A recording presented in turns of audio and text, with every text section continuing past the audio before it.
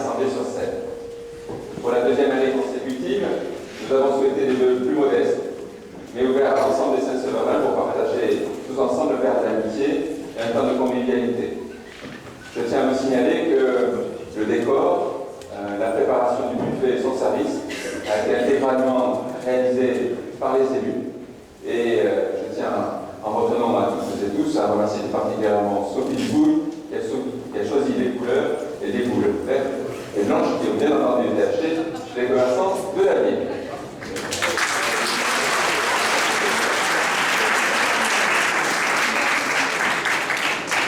Bienvenue évidemment aux élus du territoire communautaire et du canton, au président de la communauté des communes du Cap de Gascogne et de Grenade, à nos deux conseillers départementaux, ainsi qu'aux représentants du culte des instances décentralisées, administratives, bancaires, corps enseignants, militaires et commerces de proximité.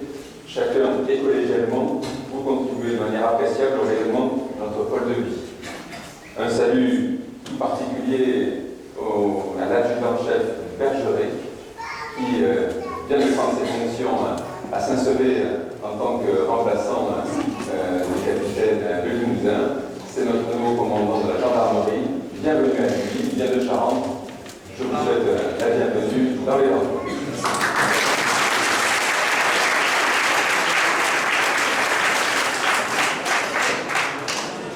J'élève le rideau de cette cérémonie en vous invitant à réserver une pensée amicale à celles et ceux qui ont rejoint l'au-delà en 2015, où ils s'engagent des souvenirs fraternels. Je souhaite la bienvenue à un bel avenir aux deux plus jeunes Saint-Séverins, Charlotte Dumas, qui est née le 7 décembre, fille de François et Alexia Dumas, et d'Emilio Dailly, né le 12 décembre, fils de Nelson et Marie-Belle Dailly. Il m'appartient également de citer notre doyenne, Madame Raymonde Pouille-Ségur, qui est née le 17 février 1914, et notre doyen Victor Paillet, qui est né le 14 juillet 1919. Le poids des ans les retient chez eux aujourd'hui, et ceci est bien compréhensible, mais leur parcours audacieux à travers le siècle mérite notre admiration. Nous voici depuis quelques jours dans cette nouvelle année, que nous espérons bien évidemment généreuse, disposée à procurer le meilleur, loin de ce passé récent troublé par des tragédies humaines. En effet, comment formuler des vœux pour 2007 sans avoir d'abord une pensée pour ces vies fauchées lors des attentats de janvier et de novembre? Des vies fauchées par des assassins qui ont choisi leur victime avec la volonté délibérée d'abattre en même temps que des hommes et des femmes un mode de vie et une liberté de conscience qui est le cœur de notre identité collective. 2015 aura aussi été une année qui aura vu l'Europe impuissante, incapable de faire respecter les accords de Schengen face à un afflux massif de migrants fuyant les conflits et les guerres. 2015 aura enfin été une année où malheureusement l'augmentation du nombre de chômeurs a continué de fragiliser l'économie de la société française. Puis 2016 est une année où nos responsables politiques prennent à bras le corps ces problèmes. Je ne peux enfin évoquer 2015 sans avoir une pensée pour nos soldats, si nombreux à Saint-Sevé, qui par leur action et leur dévouement nous protègent contre les attaques terroristes lâches et barbares. Nous pouvons être fiers de nos soldats, engagés en opération extérieure, plus de 20 000 hommes et femmes qui défendent nos valeurs dans des conditions matérielles et physiques souvent compliquées. Ces difficultés n'entachent en rien leur excellence et leur professionnalisme dans l'accomplissement de leur mission menée au péril de leur vie. La bataille contre le terrorisme sera longue, mais nous la gagnerons. La liberté l'emportera sur l'obscurantisme. En amont de la distribution du magazine municipal qui parviendra dans mon foyer fin janvier, j'ai plaisir de montrer à votre connaissance quelques paramètres témoignant de l'évolution de notre cité. Je voudrais commencer par remercier tous les bénévoles engagés dans les diverses associations de la commune qui participent au dynamisme de notre ville. J'en veux pour preuve le diaporama qui était projeté en amont de ce discours et qui sera projeté de nouveau à la fin, qui retraçait les 80 événements principaux qui ont émaillé 2015. Permettez-moi de vous parler tout simplement des nouveautés qui ont vu ce jour en 2015, ce qui n'enlève en rien à la qualité des manifestations traditionnelles de Saint-Sevé et au travail qu'elles nécessitent pour les faire perdurer. Parmi ces nouveautés, notons la relance du Sastano et Kayak, intitulé dorénavant SCAN, et qui, durant la période estivale, ont été ouverts tous les jours avec le recrutement d'un moniteur diplômé d'État. Ils ont rencontré un véritable succès puisque près de 600 personnes ont descendu la Dour de Montgaillard à Saint-Sevé, de Saint-Sevé à Toulousain. J'invite tous ceux qui ne connaîtraient pas cette réalité à aller sur Internet, vous tapez Scan, et vous avez des rapides à la limite entre Montgaillard et Saint-Sevé qui vous inciteront à découvrir la beauté de la Dour et à descendre l'été prochain en canoë-kayak de notre fleuve. Autre nouveauté, 14 ans après l'arrêt des musiques croisées, le retour à Saint-Sevé d'un festival musical, Jazz & Cars, avec des jazzmen professionnels de renom qui ont joué aux Jacobins ainsi que dans les rues de Saint-Sevé.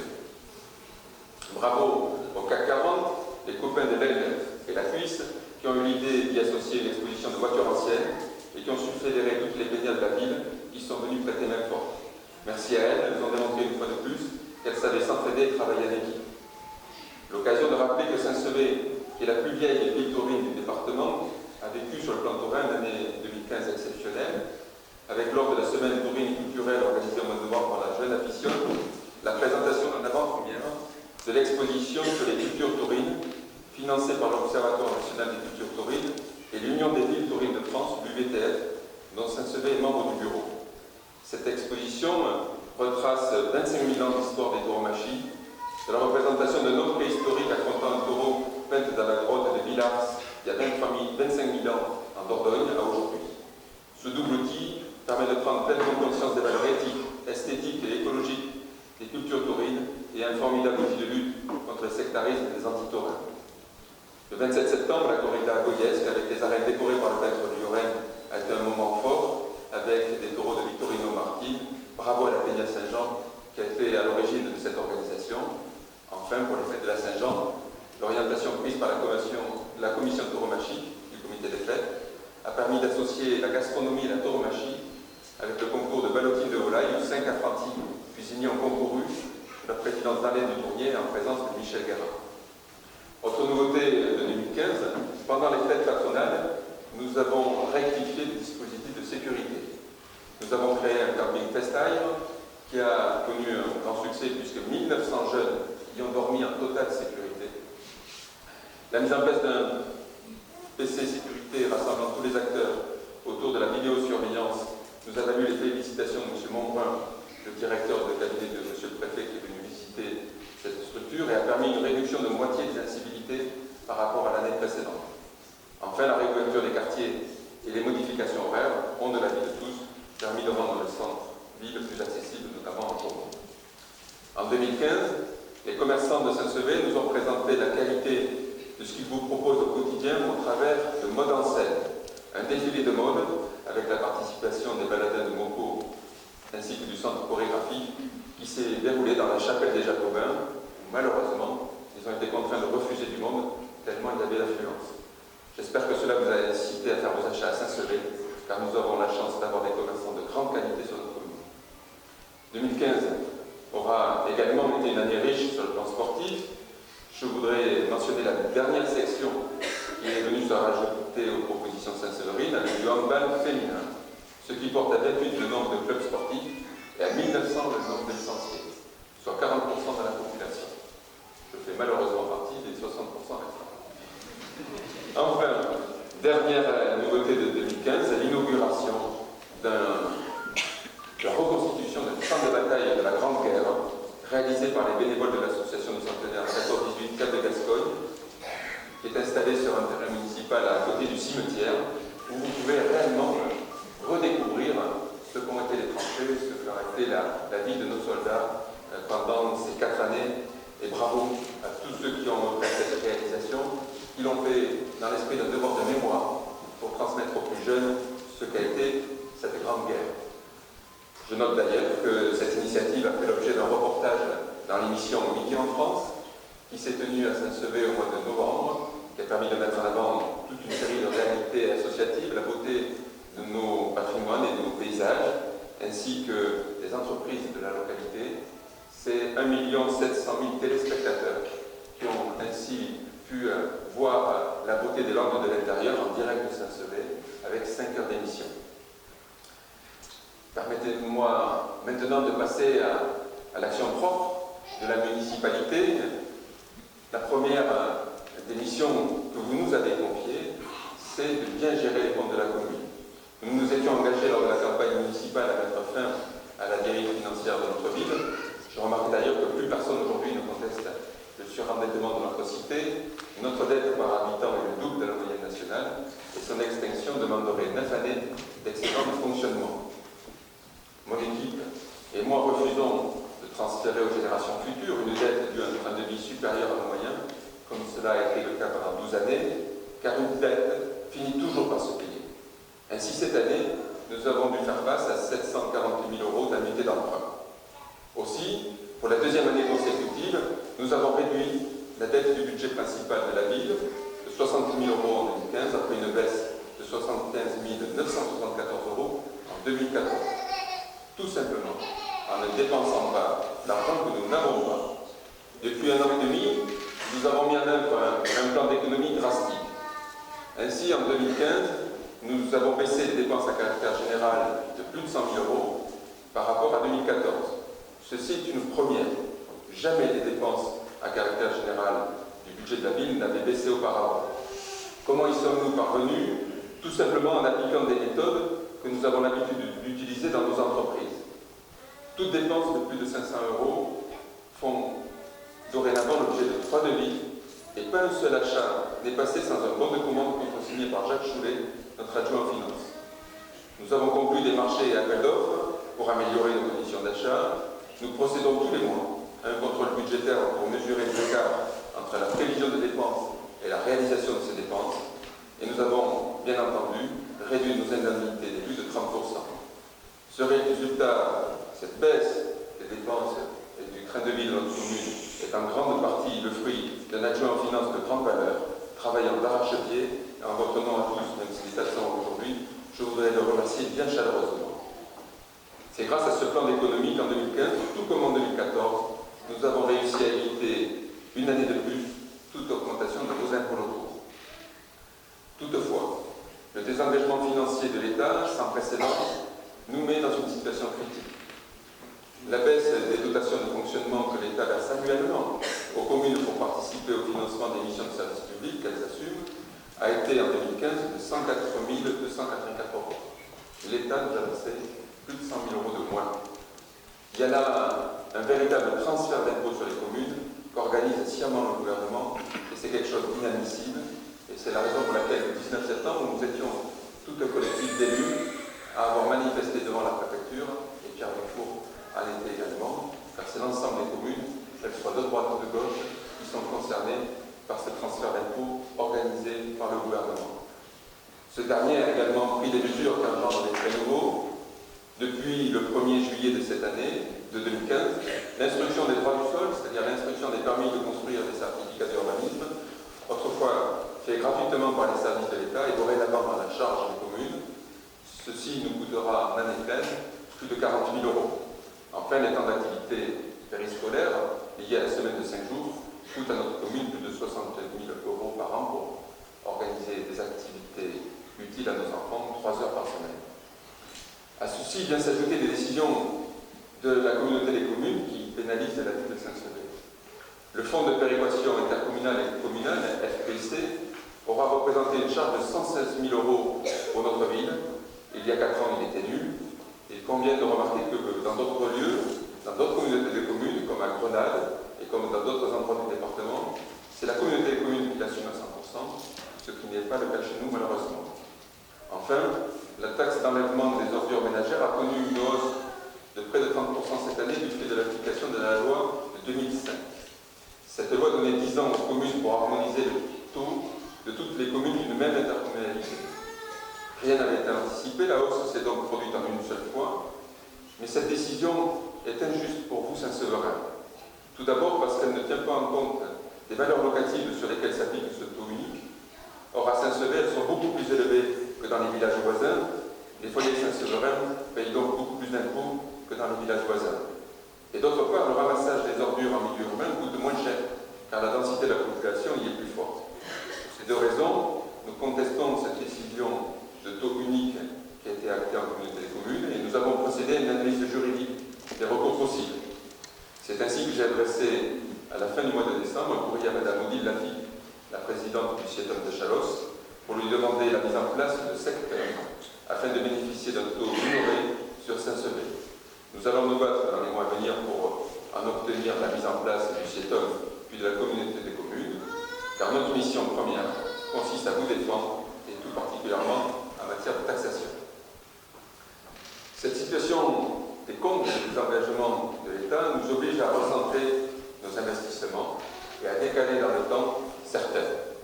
C'est pourquoi, comme nous nous étions engagés lors de la campagne municipale, nous avons réaffecté nos budgets d'investissement vers les équipements du quotidien, ce qui vous sert le plus à l'entretien également de notre patrimoine.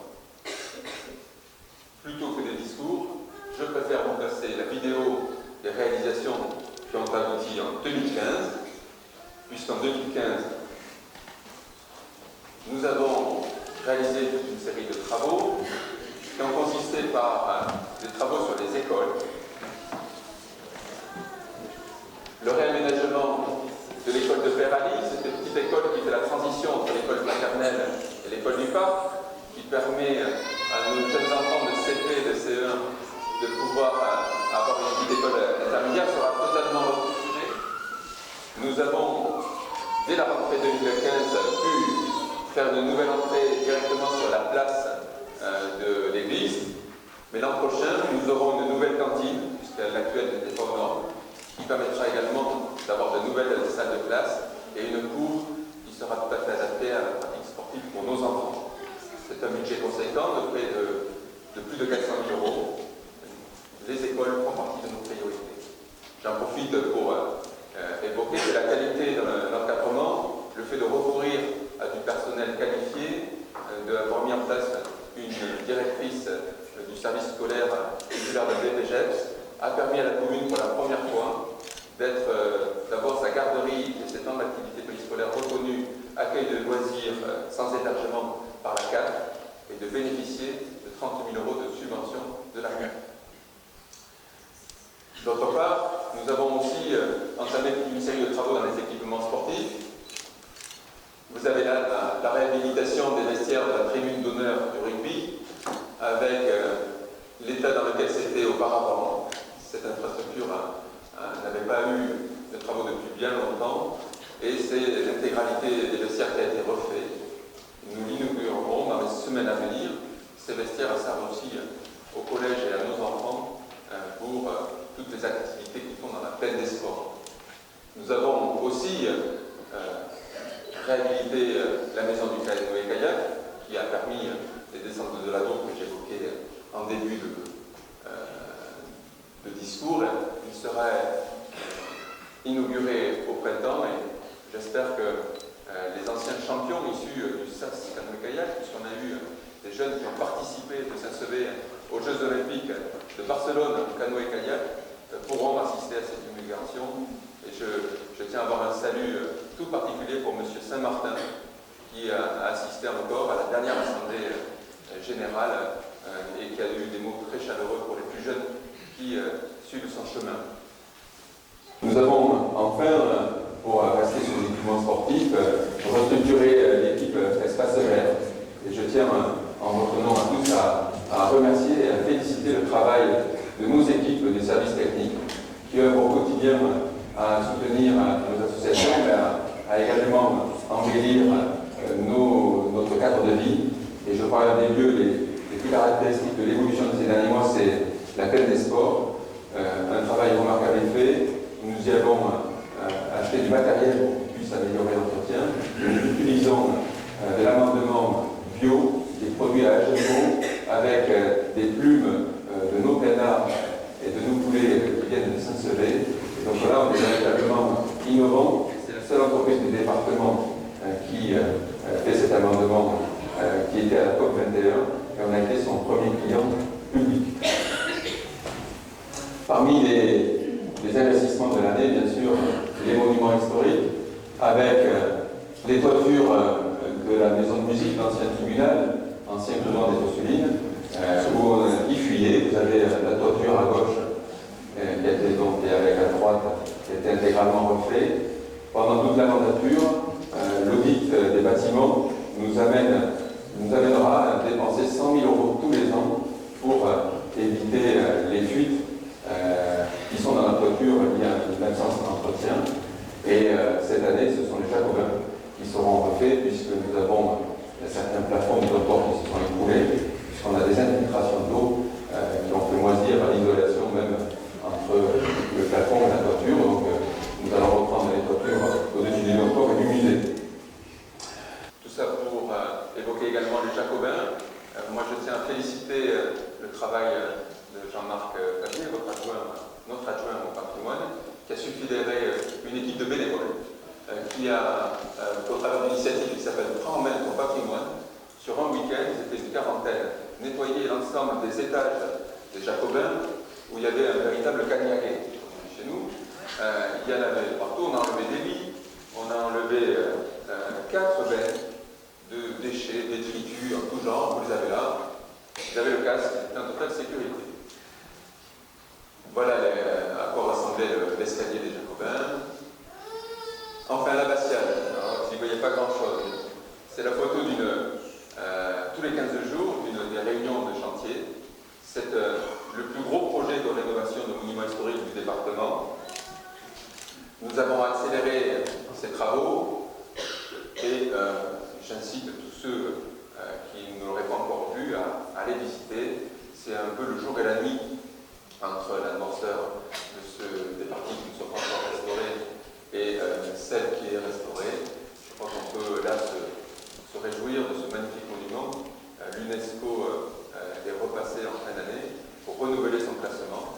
Ce site est classé donc au patrimoine mondial de l'UNESCO au titre des chemins de Saint-Jacques et on a là un véritable joyau.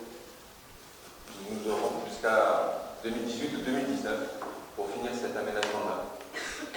J'invite tous ceux qui aiment le patrimoine et qui voudraient y participer à ne pas hésiter à s'inscrire et à prendre contact avec Jean-Marc Fabier. L'initiative Prends en main ton patrimoine va continuer.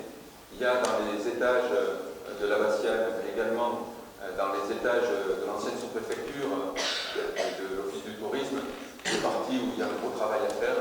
Et j'incite tous les bénévoles qui aiment leur patrimoine, qui aiment leur ville, et que samedi à y consacrer un peu de temps. Je tiens à préciser également que pour la première fois, nous avons eu notre premier don. Il y a du mécénat de monuments historiques avec une dame qui a fait un don de 10 000 € en fin d'année pour aider au financement de la restauration de l'abbatiale.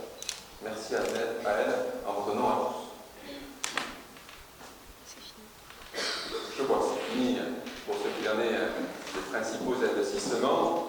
Ces investissements n'ont été possibles que par une quête de subventions sans précédent. Nous avons obtenu en 2015 473 792 € d'accords de subvention. Ça représente 30 demandes de subvention. 15 ont été accordées, certaines sont encore en cours.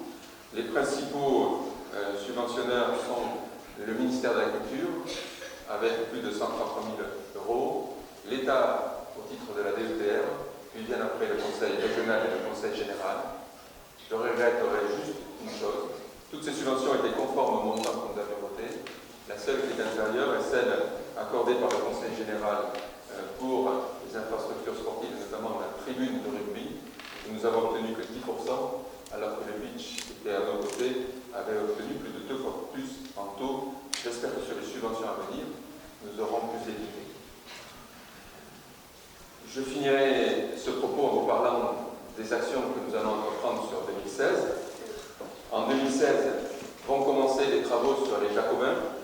Je vais vous parler de la toiture.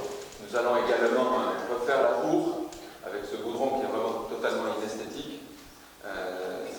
Nous avons trouvé une solution à moindre coût qui va améliorer l'esthétique de cette cour qui sert pourtant étant de manifestation.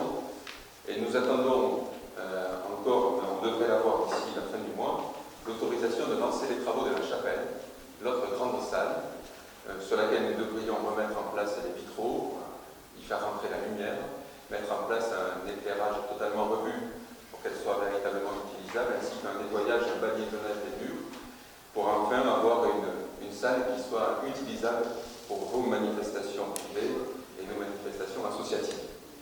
Nous allons poursuivre également l'équipement de nos services municipaux. Nous devrions finir sur cette année l'aménagement à Mounic du centre technique. Nous allons également faire un effort tout à fait particulier dans l'achat d'équipements et d'outils qui améliorent la performance de nos équipes. Nous allons changer la balayeuse, nous allons acheter du matériel pour ranger plus vite les tables, les bancs, et mieux ranger les illuminations de Noël. Bref, pour essayer de rentrer dans une mairie moderne et efficace. Nous allons également mettre en place un plan d'informatisation, puisqu'à partir du 1er janvier 2017, l'ensemble des relations que la municipalité devra engager sera totalement dématérialisé.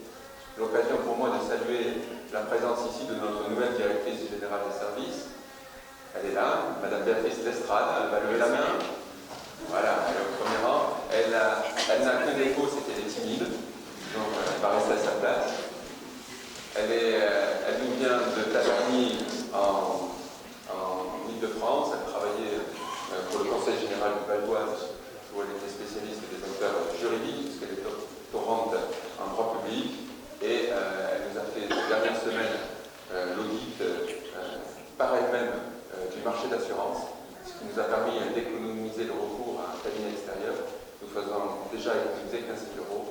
C'est une personne d'une grande honnêteté et qui, au travail, y met toute son énergie. Et je tiens à saluer également l'ensemble des équipes administratives et des équipes scolaires qui lui sont rattachées, puisque je n'avais cité que le service technique tout à l'heure.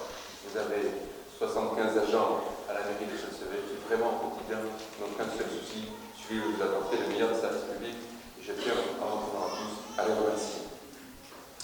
Sur les grands projets, il nous reste à évoquer également le lancement d'un nouveau quartier à Saint-Sevé, puisque le 29 décembre 2015, nous avons acquis 12 hectares entre le site du parc, où il y a la crèche, le skatepark, ainsi que l'accueil des jeunes, et le cimetière et le lotissement Gabaret.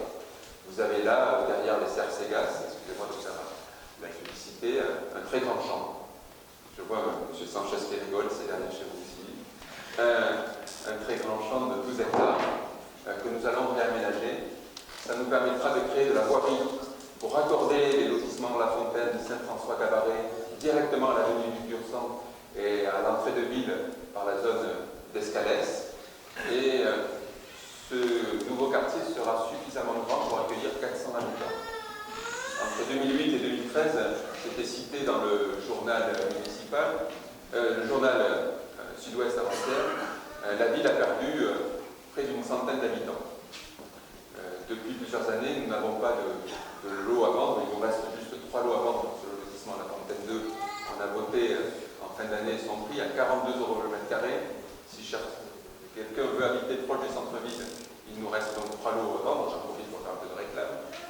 Mais si on veut reconquérir de la population, il nous faut nous mettre en capacité d'investir. Et donc sur cet écoquartier, nous allons avoir une véritable réflexion.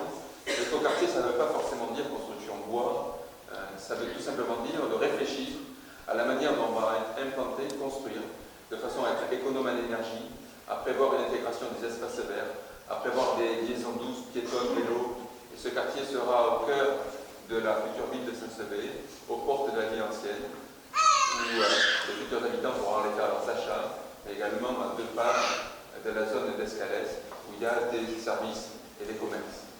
C'est un projet qui mettra sûrement 10 ans à totalement se concrétiser, mais dès le mois de mars, nous aurons les résultats d'un concours d'urbanistes, architectes, paysagistes, puisque une dizaine de cabinets ont concouru, mais les 3 meilleurs ont été sélectionnés.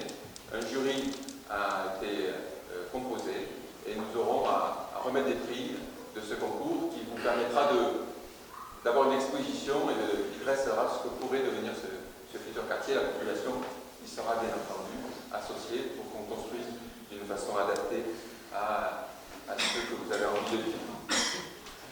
Je voudrais donc, en conclusion de ce mot, évoquer avec vous la fusion des communautés des communes, puisqu'une loi du 7 août 2015 nous amène des communautés de communes de moins de 5 000 habitants à être dans l'obligation de fusionner avec des voisins. Cette loi ne nous concerne pas, puisqu'avec plus de 11 000 habitants, la communauté des communes du Cap-de-Gascogne n'est pas concernée par cette obligation de fusion. Pour autant, Madame le Préfet, dans un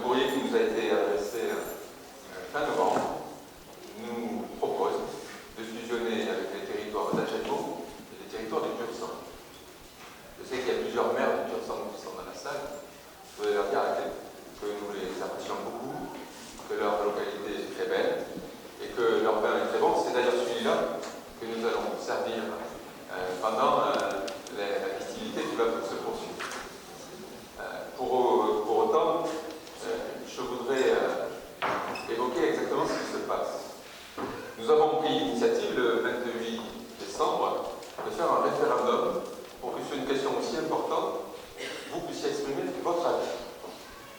J'ai demandé en ce sens-là à Madame le Préfet l'autorisation d'organiser ce référendum. J'ai eu par courrier, arrivé hier, la réponse. Elle nous interdit d'organiser ce référendum. Elle ne veut surtout pas que la population puisse s'exprimer. Je trouve cela scandaleux. Et je trouve cette démarche à l'image de ce qui se passe depuis quelques semaines. Ainsi, dans la commission départementale, la CDCI, dans laquelle nous sommes plusieurs dans cette salle à siéger, Madame le Préfet, et c'est dans le rapport, dans le procès verbal du 13 novembre, qui nous a été adressé, tout ça est consultable, nous a invité à faire des propositions. Dans un temps record, nous avons rencontré certains élus de Saint-Sevé, ceux du Pays grenadinois, et en un temps record, une proposition a vu le jour, par courrier adressé par Pierre Dufour, le président du Pays grenadinois ici présent, qui le 11 décembre a fait part à Madame le Préfet de l'intérêt du Pays grenadinois de fusionner avec celui du Cap de Gascogne. C'est donc sur cette question-là, de façon à vous faire connaître cette proposition, que nous souhaitions vous consulter par référendum. Madame le Préfet, au travers de la réponse qu'elle nous formule par écrit, nous interdisant de faire un référendum, nous explique tout simplement que quoi que vous fassiez, quoi que nous fassions nous élus, quoi que nous disions nous élus, la décision est déjà prise, c'est sa proposition qui s'appliquera et que nous sommes là dans une mascarade de démocratie. La précipitation avec laquelle tout ça se passe, une loi d'août, une première réunion en octobre, une deuxième le 13 octobre, et l'obligation, pas de course de délibérer, me semble pas à la hauteur des enjeux. Qu'est-ce qui nous amène, nous élus Saint-Séverin, à penser que l'opportunité est celle de répondre favorablement à la proposition du Pays grenadinois? C'est que tout simplement nous appartenons au même bassin de vie. À Grenade, tout comme à Saint-Sevé, la moitié de la population travaille à Mont-de-Marsan et fait quotidiennement des allers-retours entre son travail et son domicile. Or, la loi NOTRe du 7 août définit parmi les premiers critères des choix de fusion celui du bassin de vie. La communauté des communes du Cur-Centre est scindée en deux bassins de vie. Certaines communes sont orientées vers l'air, d'autres vers Agenmont, du côté de Saint-Mandé. Mais la vérité, c'est que nous ne sommes pas dans le même bassin de vie. Et donc, je crois qu'il y a là un enjeu stratégique qui se fait sans notre avis, qui se fait en voulant nous imposer des choses, et que nous courons le risque de tourner le dos à l'agglomération de Marsan, une bonne fois pour toutes, et je ne crois pas que ce soit l'intérêt de la commune de Saint-Sevé de tourner le dos à Marsan. Nous avons au contraire tout intérêt à fédérer les territoires ruraux qui encadrent le Marsan, pour que le moment venu, nous puissions négocier en position de force le fait de l'intégrer.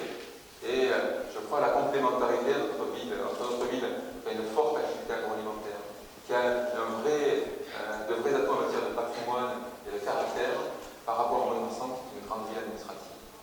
Et je ne crois par contre pas du tout à ce que nous ayons un intérêt à tourner le dos et à fédérer les territoires du Sud. C'est ce qui nous a amené à vous demander votre avis, parce que je crois que sur des enjeux comme celui-là, on refuse, nous, le tripatouillage. On refuse l'absence de démocratie, cette mascarade qui, derrière un avis qu'on souhaiterait demander aux communes, ne cherche en fait à imposer la vue qui est décidée dans des petits cabinets ailleurs que dans la commission départementale. Et donc, je tiens dès à présent, puisqu'au fond, la préfète refuse de vous donner la parole et qu'on sait dès à présent que la préfète impose par ses vues, à vous alerter sur un résultat de ce choix. Le résultat de ce choix, ce sera l'augmentation de vos impôts. Les taxes sur le foncier non bâti sont de 0,99% à Saint-Sevé, sur la communauté des communes du Cap de Gascogne. Elle est de 2,99% à Agenmont. Sur le foncier bâti, nous avons des taxes à Agenmont qui sont 3 fois plus fortes qu'à Saint-Sevé. Et donc, le résultat de cette fusion du fait de l'harmonisation de la fiscalité, ça sera irrémédiablement une augmentation de vos impôts. Je tenais à vous en avertir. C'est aussi un des facteurs pour lesquels nous pensons que cette fusion n'est pas la plus opportune.